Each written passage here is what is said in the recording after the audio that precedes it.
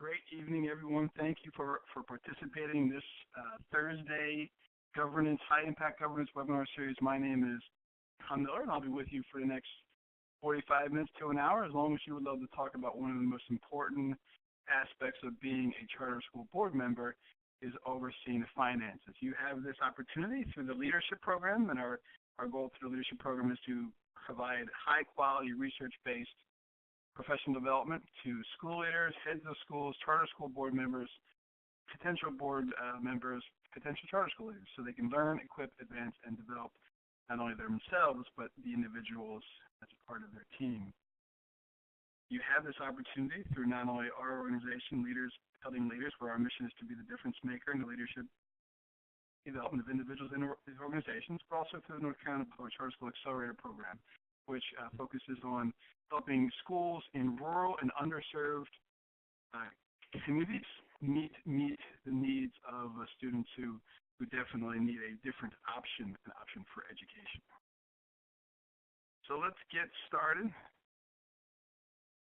Excellent. So it's time to get good. So get out of distractions. This 60 minutes is going to change your life, I guarantee, especially if you're a board member or head of school. We're going to really dive down into what it means to have fiscal management and also fiscal oversight, two completely different aspects of roles in public charter schools. If you have any questions or comments, there should be a chat box in the top. It looks like a little balloon circle, like from a comic. You can click on that and you can send me a message that way. All right, so here we go. So main focus, you'll see this slide every single month, and this is what we talk about: knowing the board's roles. What is the board's role? And there are 6 major roles of a public charter school board member, according to Brian Carpenter: establishing and evaluating student outcomes, establishing and monitoring management compliance with policies, approving and terminating contracts, evaluating the executives, oversee and approve the use of operational finances, establish and monitor organizational goals, all focused towards renewal, and develop the board's capacity to understand governance. So let's take a look at what these roles look like. This is what we've been doing over the last 16 weeks now. So this is the fourth session, I believe, or fifth actually. Session 1 was looking at the formula for greatness. So that was establishing a shared mission and vision, developing the relationships of mutual trust and respect, and then finally setting clear performance expectations. So there's an element of no surprises. Okay, you want to be held accountable, and you want to know what you're being held accountable for and where you're going as an organization. In our second session, we talked about how do we keep the main thing the main thing, and 80% of your problems, right? 80% of your issues, 80% of your time come from 20% of your actual problems. So you need to focus on the 20% that matters. Finding out what that is. Does your organization have academic problems? All right, so let's focus on that 20% of whatever those problems are. Okay, staying focused during your board meeting is critical on what matters most. So session number 3, we talked about dialogue. Dialogue is not decision-making, and time is our most precious resource. Wasting is a slow form of suicide. So this is where we talked about leading purposeful meetings and ensuring that our agendas are focused on what we learned in session 2, our priorities. And last month we talked about trust but verify. We talked about verification process. What is most critical for your trust but verification processes? So what does that mean? What does that look like?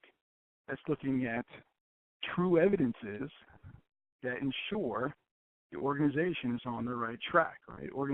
That those priorities that we focused on are actually being worked on a monthly basis. So this month we're going to focus on where did all the money go, and this is, we're heading towards the winter time. Okay, this is always a tough time for any organization. You did receive your second allotment, but sometimes all those plans didn't come through. Some of your programs might not be working. So you're looking for a cash infusion to be able to support your organization. However, you look in your bank account and there's no money there. Okay? There was no reserves. You weren't planning. So we're going to be focusing on what fiscal oversight should look like in a public charter school. So why do charter schools close? All right. There's one reason that they close: the actions and the decisions of the board. And when I say actions, actions also are no actions, right? Because it was a choice either not to verify or a choice not to have action. And Brian Carpenter showed us in his dissertation study in 2008 that the number one reason why charter schools close is because of finances in three ways: inadequate enrollment, mismanagement. So this shows that 2/3 of all public charter schools close due to finances.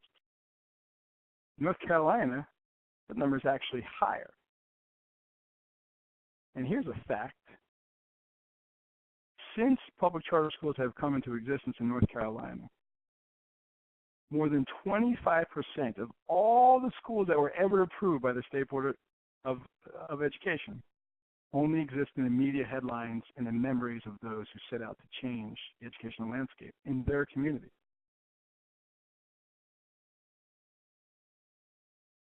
And of the close to 50 schools that have closed, almost 80% were due to financial reasons. So when do they close? The first warning sign is a failure to produce timely audits or conduct basic required oversight. All right, we talked about that, the trusted verification process. Everything should be on time, and timely, and accurate. And if you don't believe me, go ahead and Google public charter school, fiscal mismanagement, public charter school, embezzlement, anything you want. There's so many stories, unfortunately. So I chose the story of Kelly Thompson. Kelly Thompson was the CFO of a New Orleans charter school. She was able to embezzle $660,000 in 1 year. This information wasn't found until the auditors questioned it. Right? This is like looking at your school academically after you get the EOGs. All right, so if you put it in perspective, if you're only judging the school's success or trying to hope for success based upon the summative test for academics, you can't make any changes. It's over. If you're not verifying the finances on a month-to-month basis, this is what could happen. And she was able to embezzle, and she said, this is in quotes, she manipulated the school's records to hide the withdrawals to appear as transactions with vendors, including purchase transactions for materials like textbooks. How could somebody do that? How could this be possible?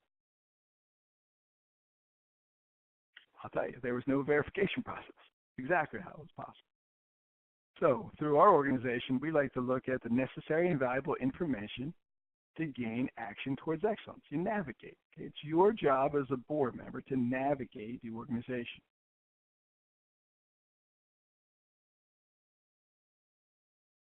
So let's talk about financial management, right? Because remember, we've already talked about the difference between how will and how well, right? How well is the board's responsibility. How well is our financial planning meeting our financial goals, right? So that's where the how will is the financial management.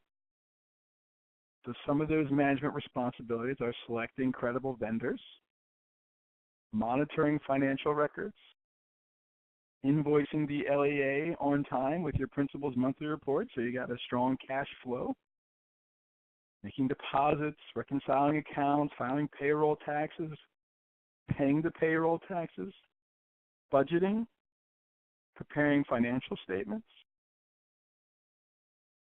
and basically making good, sound fiscal decisions, running the organization.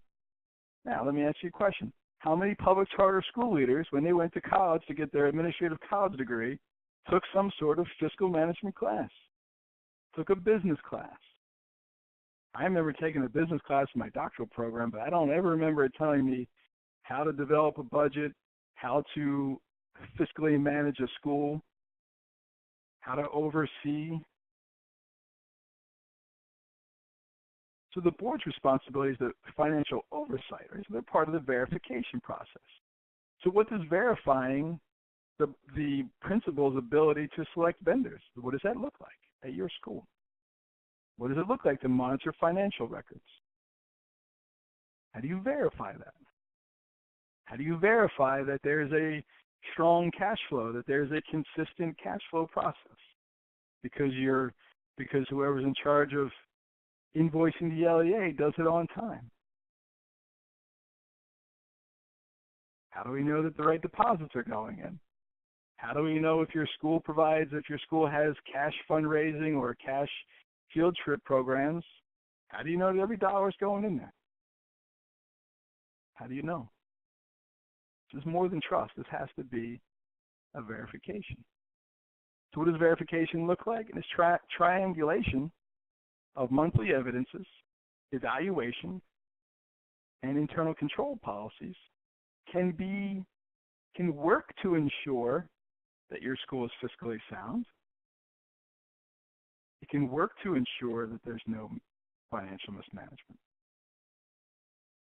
These are the three that we're going to talk about this evening. What do these look like? What do these look like? What do these feel like? So let's first talk about monthly evidence. Okay, so these are the essential financial reports. It should be timely, accurate, and comprehensive.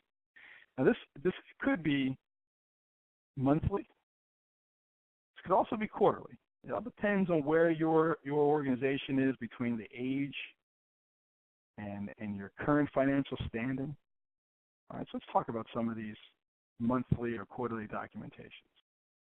I'll just say I don't have any money, and I pretty much check my bank account every day. So you all are overseeing millions of dollars. You're responsible for that. So somebody definitely should be looking at least monthly, probably a little bit more often than that, to be honest. So let's look at the balance sheet. The balance sheet demonstrates the current net worth of the organization's, your assets, liabilities, and equity. This is probably not something you need to look at on a monthly basis, but a quarterly or twice a year at least, right? Because you're looking at how close are we of being out of our large principal debt. Right? If you're trying to own your building, what assets do we have? Okay. Everything that we buy, everything that we spend every year, how are we ensuring that our assets are maintaining value, that our assets are actually being used and working? All right, a cash flow statement. The cash flow statement demonstrates all the transactions for a period of time. You should get one of these every month. And a great backup tool that we've started using at some of the schools that we partner with is a payment per vendor report.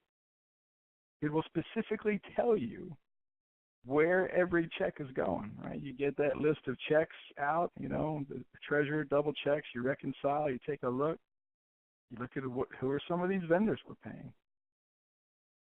And the cash flow statement basically shows you what comes in and what goes out. If you have a low cash flow, you certainly want to look at when's money coming in, because there's a lot more going out than coming in. How about your income and expense statement? This basically makes a miniature budget for a particular period. So it's good to look at these once a month. I would always recommend you have a monthly mini budget and also a year to date. Okay, and this next part is the budget versus the actual report. This demonstrates whether the school is meeting its fiscal goals. Okay, making a profit, being able to put money aside in cash flow, cash reserves. Or if you're saving up to buy a specific program, or if you're saving up to buy a facility. If you're a Dave Ramsey fan, your greatest source of wealth is your revenue, right? He pays cash for everything. Teaches millions of people how to do the same. You got to have goals to do that. So part of your role when you get these reports, number one, is to read them and have a basic understanding of what they mean. And if you see any red flags, you need to ask some questions.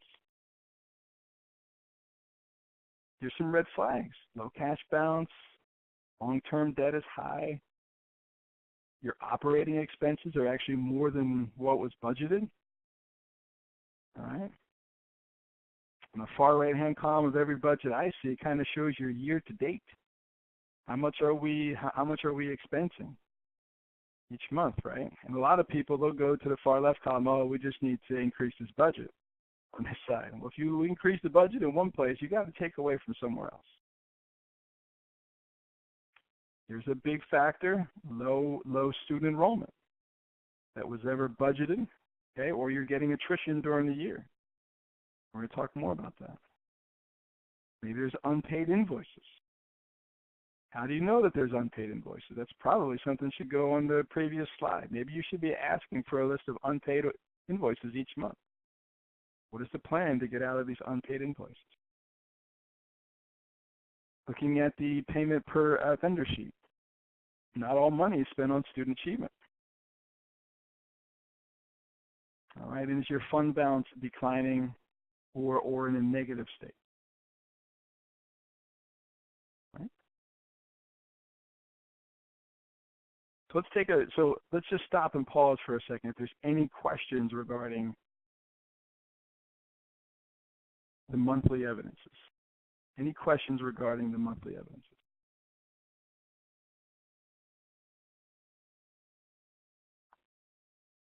Okay. So let's slide. So the next part of your triangle is critical internal control policies. All right, what do internal control policies identify? Who has access to the money? Who signs the checks? How are large expenditures approved? What defines a large expenditure without approval?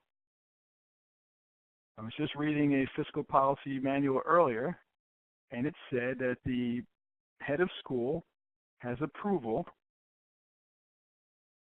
to purchase large expenditures that are budgeted for. Well, that's great. That's some great autonomy.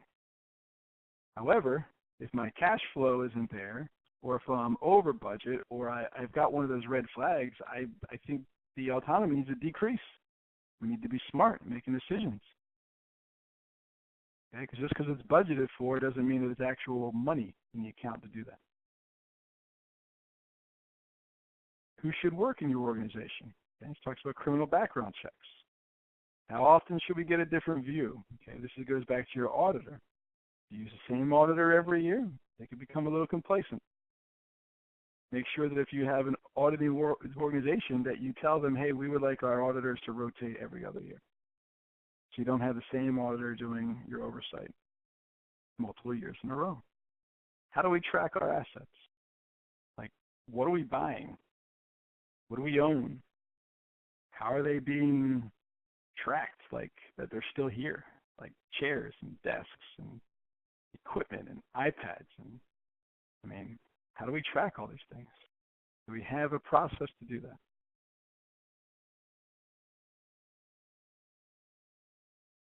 So your fiscal policy, these internal control policies, should be formally reviewed each year, right? Formally reviewed by the finance committee or an outside, vendor, something to that effect. The people who are most in charge or carrying out these policies should not necessarily be the main person reviewing them. They should be giving you advice and feedback on whether they work or not. Right? Is it resulting in the culture that we desire in the in the money goals that we seek? If the person reviewing your policies is also the person who's supposed to be carrying them out, there's definitely some opportunities for some less than core value behavior. Fiscal policy should be approved by the full board. It will always be followed. There should not be any exceptions. Include a signed statement by all who have fund access, right? Everybody has a copy, they received a copy of the policies, and they understand what the policies are. And like I had already mentioned, they should be approved by a third-party expert, so maybe have your legal counsel or an auditor go through them to make sure that you have at least the basic fiscal policy. All right, so let's talk about the third part of the triangulation. That's evaluation, right? And it's going to be three parts to this. Number one, you evaluate your people. Two, you evaluate your policies, which we just talked about. And three, the evaluation of your goals should be at every board meeting. So let's talk about people first, right? So everything rises and falls on leadership. So if the lead administrator, remember, they're the only person supervised and evaluated by the board, and they are responsible for the fiscal management, for the financial management. They're not required to do it, but they're responsible for it. So even if they don't have strong financial background, they're still ultimately responsible for the financial management of the school, right? Because they're hiring someone, putting someone in that place. So how often do you evaluate your principal? Is that part of your evaluation tool? How well are they meeting the needs of our financial plan? Right? How well are they meeting our fiscal goals? How well is their decision making when it comes to what we need compared to what we want? How well are they managing the payroll? Right? Turnover is expensive. Substitutes can be expensive. Extra teachers can be expensive. Okay? Teachers who don't teach, a full caseload, expensive. Look at our policies again. Time for review. We're actually pretty much getting to that time. It's about should be occurring end of January or February to do a full fiscal review of what works, what's not working, what do we need to put in.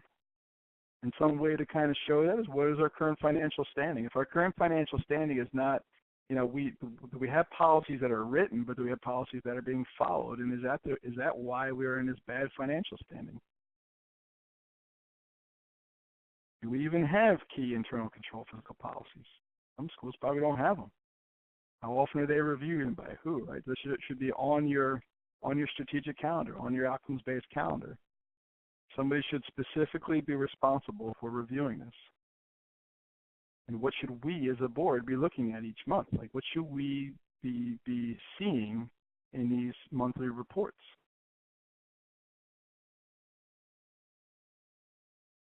Okay.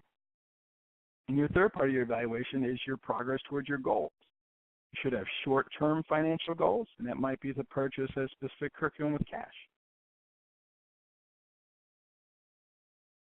Your long-term financial goals could be a cash surplus of 3 to 6 months of operating expenses. Another long-term financial goal could be to be debt-free as a school.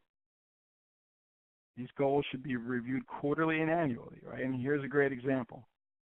If my long-term goal, my annual goal, was to save $100,000 this year, every quarter I should be saving about $25,000. After quarter number one, I was only able to save $19,000. I'm $6,000 off my pace. I don't adjust my goal. I adjust my plan to get there. That means I need to make some different decision making for my budget. So that means now every quarter I need to now save $27,000 because I'm already $6,000 behind. I hope that makes sense. Never adjust your goal, adjust your plan to get there. So in looking at oversight, that's a formula for success that can get you started in the right direction. Okay, having the correct evidences, making sure you have internal controls, and there's a consistent evaluation process will help you and get to those next steps. So let's just kind of review real quick what all these look like. These sound practices for fiscal management. One was internal controls, recognizing red flags, minimizing risks, develop accurate budgets, which we're going to talk about in a second, understanding the reports, monitoring compliance will get you to the sound fiscal management. And one key piece is having the right people in the right places. Right? So you have to understand that finances is important, and you can't have individuals in your organization leading fiscal responsibilities if they don't have fiscal skills. All right, so any questions on that formula for success, that triangulation? You can put a question in the text box. You stop me at any time if you need me to go back and repeat here. This is critical. Internal controls, recognize the red flags, and they got to ask hard questions, minimizing the risk, developing accurate budgets. Okay, it's also important to follow the budget. That goes back to the recognizing red flags and monitoring and evaluating. Understanding the reports is critical. It's critical. All right, so who might be responsible for this? So if we looked at it, the triangulation of the process, so let's look at the people, right? So we got a triangulation of people as well. We have our board, our full board. We've got our finance committee, okay? And we also have our lead administrator, right? I'm going to move myself up here. So if we were to look at these 4 basic aspects of financial management: budget, financial statements, controls, and audits, this chart gives you a great representation of everybody's responsibility. Okay, the board's responsibility is to review and approve the budget that reflects the goals and policies. The financial statements, they make sure that they're well informed about finances. They receive the quarterly or the monthly financial statements. The controls, they ensure adequate financial controls are in place, operating as needed. And they review the audit documentation, right? They make changes based upon the summative, right? They make changes on the fly based upon all this information, but they have an unpleasant audit that has some findings. It allows you to make some changes, right? And you put those responsibilities on 2 aspects. One is the financial committee, and the 2 is the lead administrator. So let's take a look at their responsibilities when it comes to budgeting. Okay, they make the recommendation to the full board for the budget. Okay? The lead administrator helps with that process by presenting supporting documentation, whatever the needs are, okay, based upon the year before. The budget development process should begin, March, right? So the principal needs to be thinking about what staffing am I going to need for next year, what programs am I going to need for next year, how is our enrollment changing, okay, do we have more at-risk students, do we have more students with disabilities? If that's the case, then we're going to need more personnel. There's lots of things that the lead administrator needs to be talking to the finance committee about. Okay, the financial statements. The finance committee acts as a liaison between the board and the lead administrator, and they review monthly financial statements. Okay, they do more of a deeper dive for the board. The lead administrator is a day-to-day that monitors income and expenses daily, ensures financial reports are completed correctly and on time. Internal controls. Big responsibility for the finance committee is to review policies and make recommendations for improvement. The lead administrator carries out those policies, right?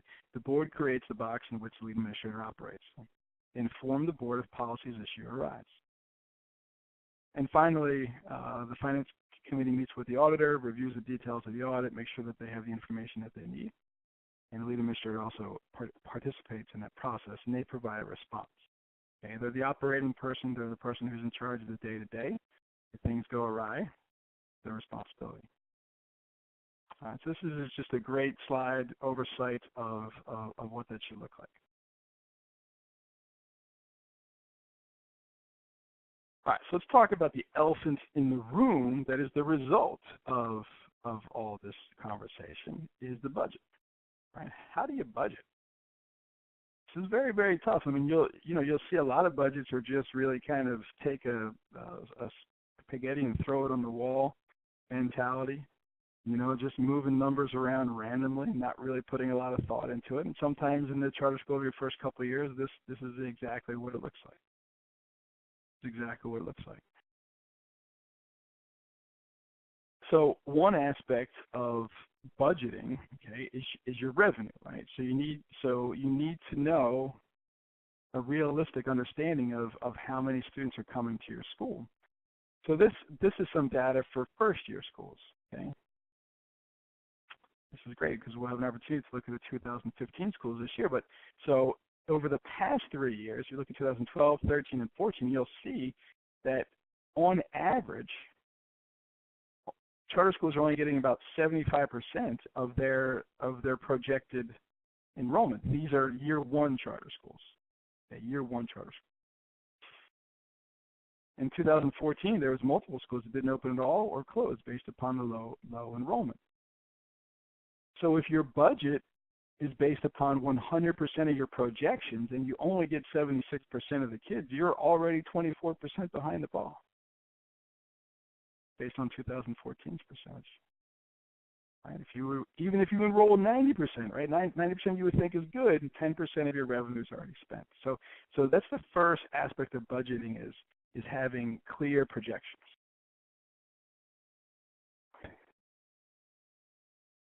All right, and then part two is understanding how cash flows to you. So the board should see a monthly cash flow forecast. Okay? That means the money that's coming in. And they need to understand at least at minimum the revenue stream. So in every county is different when it comes to local, but the state drops 3 times. They drop August, October, and March. And it's 34% in August, 34% in October, and 33% in March. And your August number is typically based upon your projection, right? Whatever your projection is. So if I projected for 100 kids and 76 came, in August I got paid for 100 kids.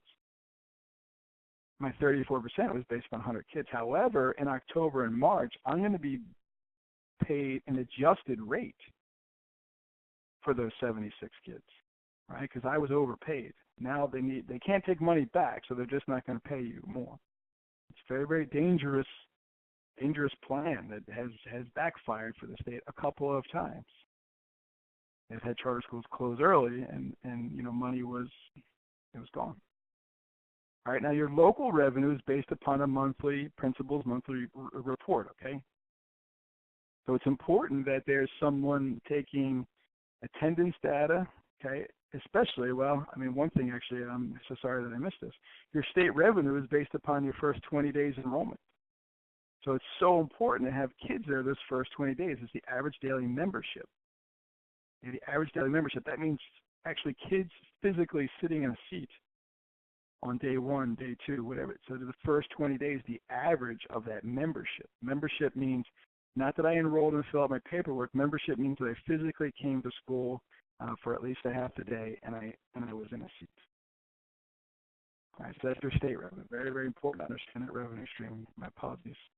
Now, local revenue, okay, this could change monthly depending on what county you're in. And in Charlotte-Mecklenburg, every single month you have to turn in a new principal's monthly report. All right, and your number is based upon what kids are actually sitting in a seat from the month prior, the 20 days that they were in school. All right, well, what was that average? Who was there? In counties like Durham, they actually just take your first PMR and they just pay you all throughout the year that same number. So if you lose 100 kids in Durham, not that much impact. Actually, it's probably better. If you lose 100 kids in Charlotte, it's a whole other situation. Okay. And your federal money is always a year behind. Right? You get paid based upon your federal student enrollment, right? So that would be exceptional children's or Title I money if you accept it, or Title II money. It's always a year behind. All right, so in your first couple of years of a charter school, there's grants that you can apply for, some special reserve and opportunities like that for larger amount than expected students coming, or kids who may have come that have extreme needs that you weren't prepared for. Always plan for the hard times, and that's June through August, right? So how do you set your payroll up? If you pay 12 times a year, you need to make sure you've got cash flow all 12 months. And it takes a few years to get there. And I just always say budget for 90% of your projections. If you can do that, it means you're potentially saving at least 5% in reserves every year, and hopefully 10. You can stay on budget. So what should your budget look like? It should be mission-driven, okay? Every decision should have the mission of the school in mind. And also priorities. What's most important right now, okay? Establishing your needs versus your wants. So I took a school's budget, and I just kind of highlighted the larger pieces here, the larger budget line items. kind of took a look at what percentage of their budget it was. Salaries and benefits should be about 55 to 60%. Your facilities and utilities should be about 10 to 15. Looking at instructional supplies, 3 to 5, transportation, 1 to 2, building maintenance, 1 to 2. If you own a building, it's expensive. Technology, 2 to 3%. Staff development, 5 to 8%. Some schools are higher. Some schools are probably this is their 1% budget line item. But if you want to really focus on stronger academics, you've got to invest in your staff somehow. Just overall operations piece might be, about 3%.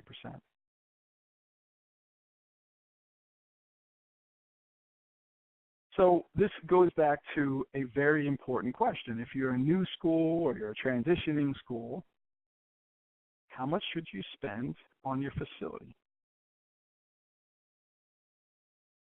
Because every dollar you spend in your facility is a dollar less on your people's and your priorities, which could result in performance issues, right? So you can always be innovative when it comes to hiring and programming, but you can't always find extra use, find use for an extra 2,000 square foot of unused facility, large gym spaces, auditoriums, multi-purpose rooms.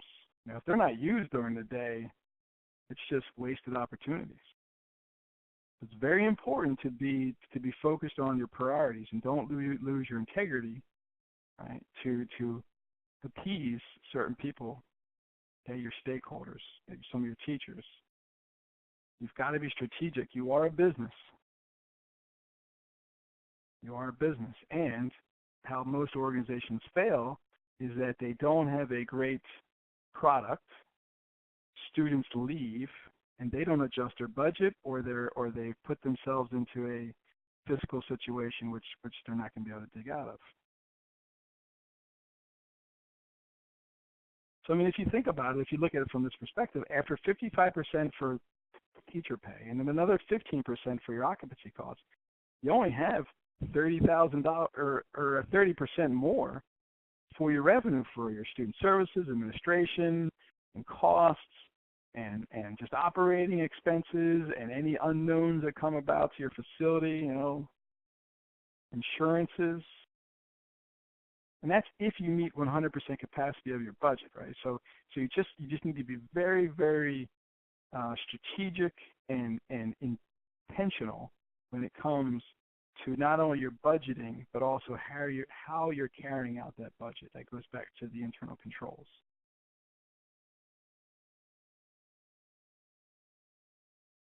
All right. So you all have great intentions, being on this webinar and learning and being board members. So now you need to move towards intentional action. So this is your call to action. What are you going to start doing as an organization? What are you going to continue and get better at? And what are some things you're going to stop doing? Yeah, what are some things you're just going to stop? Don't be the next headline or memory. Make sure you've got the right processes in place, the right people in place, so you can get to the right result, right? I'll give a couple seconds if there's any questions regarding what we learned about, what we talked about, what we're going to start doing, continue to strengthen, stop doing.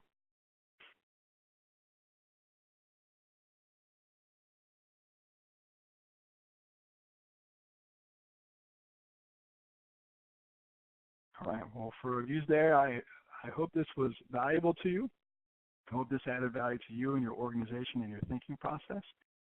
This is our last session for the 2015 year. I want to thank you again for adding value to us and trusting us and allowing us to come into your listening, to your professional development, being part of that process. As my partner Jeff said earlier on his call today, this is our we've had 41 or 42 sessions now, I think, between our all of our lead programs, and we're going to be expanding that in 2016. So I want to thank you for being a part of it. Merry Christmas to each of you, and have a significant and safe New Year. And I will see you on the last Thursday in January, and that is January 28th. And this is a very, very important topic. We're going to be talking about creating the culture you desire to see. So this is looking at how to develop policies that will take your organization to the culture that you want to see, and not just constantly telling people what not to do. Be safe, everyone. Thank you again.